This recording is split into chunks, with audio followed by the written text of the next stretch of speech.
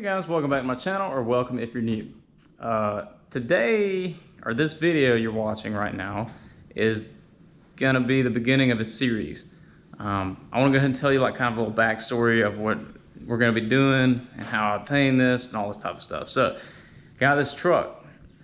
What happened? There's people that I used to work for, or that I still work for. The people that I work for, husband got dementia, got Alzheimer's, passed away. Well, you know, he's got dementia and Alzheimer's. He has a vehicle and he can't drive it, and it's sat there for a long time, maybe 2 or 3 years or something like that, undriven. Long story short, his truck's sitting in the driveway after he passed. Wife didn't want to get rid of it because, you know, he knew it was his truck and all this type of stuff. It's an awful situation. You know, dementia and Alzheimer's is a terrible, terrible thing. We've experienced it in our family. Very sad. I would wish that on no one. Not even my worst enemy. I'm not like that anyway, but it's just an awful thing, and I can't believe that, you know, we haven't found a cure for something like this yet. But anyways, getting off topic. So I got this truck.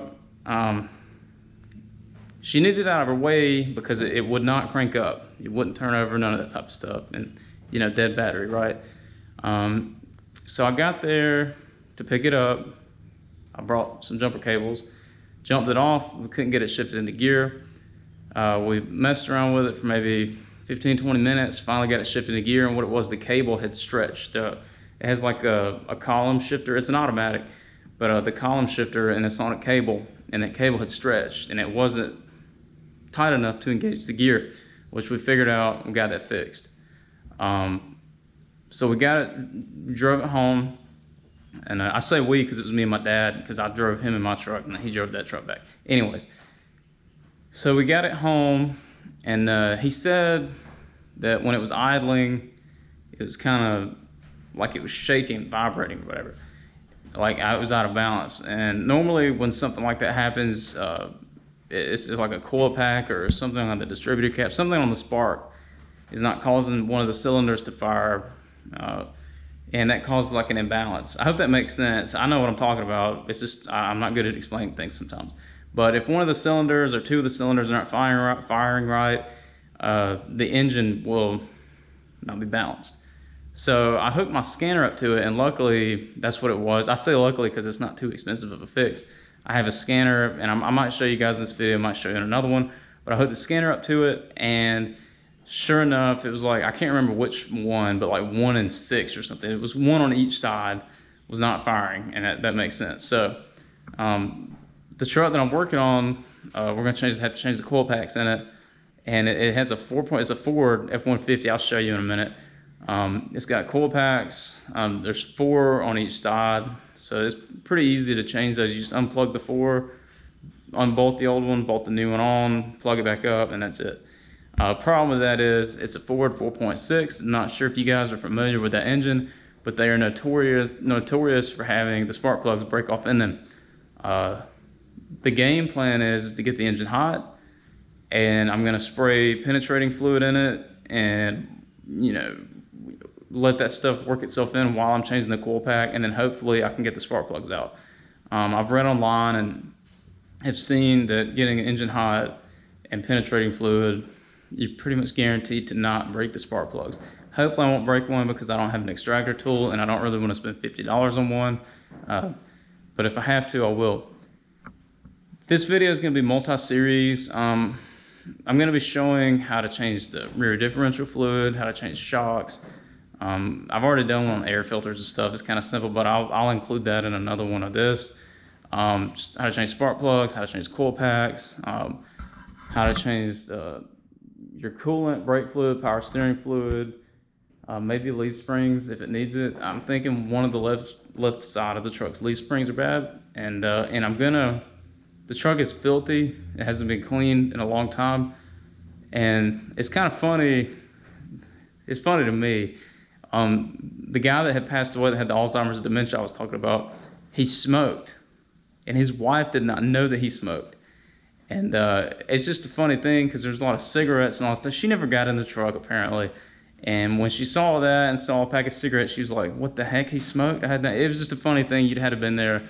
But he was sneaking and smoking in that truck, and it kind of smells bad because of that.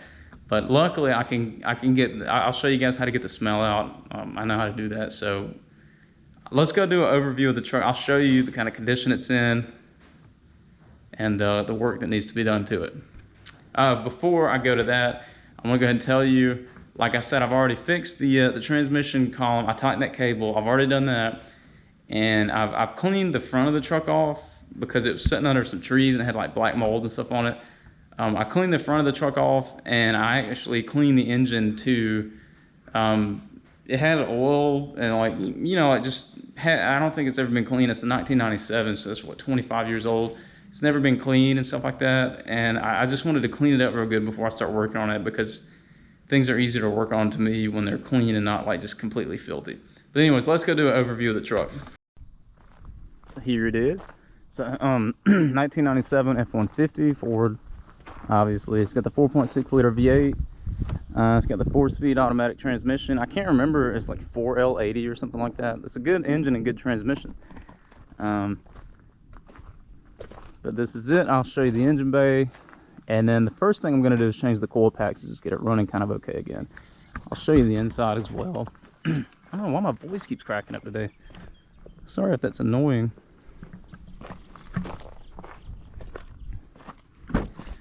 Here is the inside. As you can see, it's completely filthy. Oh yeah, I forgot to tell you about that. I'm not sure what happened here, but this is supposed to be where the headlights go. There's supposed to be a knob that goes right there and turns, and the headlights do not work.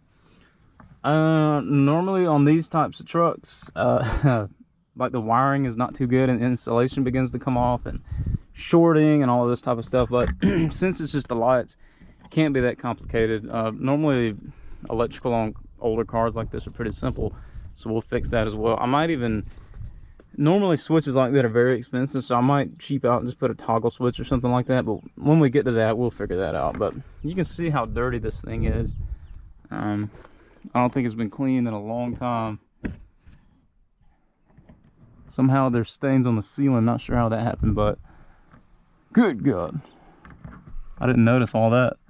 How do stains get on the ceiling or on the top of a car? I don't understand. But anyways, that's what we're dealing with. You can see dog hair. I've been riding my dog around. He loves this truck.